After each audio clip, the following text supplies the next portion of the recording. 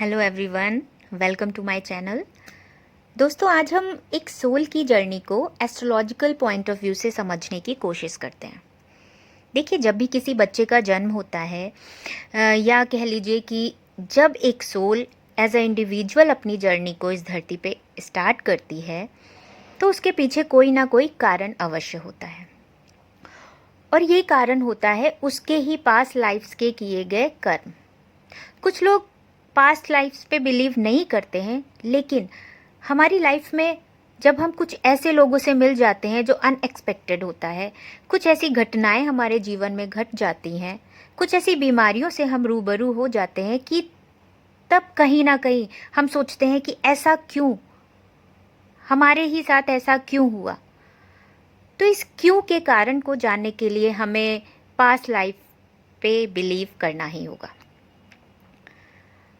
तो जब एक सोल जन्म लेती है तो जन्म के समय और स्थान के आधार पर उसको एक बर्थ चार्ट मिलता है, जिसमें प्लैनेट्स की सिचुएशन उसकी लाइफ एनर्जी को डिस्क्राइब करती है।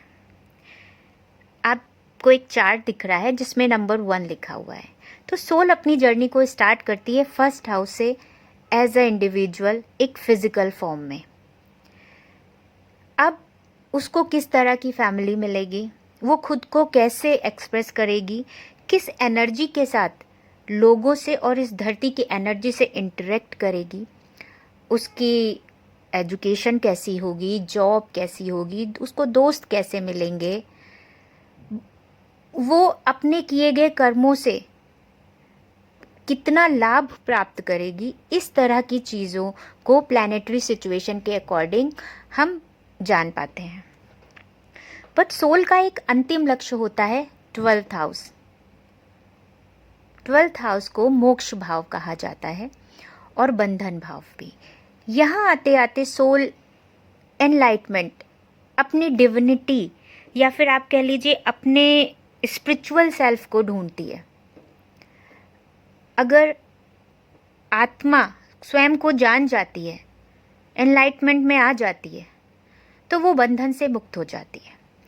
और अगर नहीं ऐसा कर पाती है तो अगेन वो कर्मा साइकिल में आती है और फिर इनकारनेट होती है, बट उस एनर्जी के साथ जो वो इस लाइफ में एब्जॉर्ब करेगी। तो इस तरह सोल जब जिन भी लोगों से मिलती है, जिस तरह की घटनाओं से मिलती है, वो एक्चुअली में मिल रही होती है अपने ही किए गए कर्मों से दोबारा। कुछ अच्छे कर्मों का फल मिलता है। जब किसी अच्छे प्लैनेट की महादशा स्टार्ट होती है तो आप समझ लीजिए कि आपका पास्ट लाइफ के अच्छे कर्म का टाइम एक्टिवेट हो गया है, अच्छे कर्म आपके एक्टिवेट हो गए। अब उनसे आपको किस तरह डील करना है वो भी सोल की चॉइस पे डिपेंड करता है। जब किसी बुरे प्लैनेट की महादशा स्टार्ट होती है तो आप समझ लीजिए आपके किए गए पास्ट लाइफ के बुरे कर्मा एक्टिवेट हो गए हैं।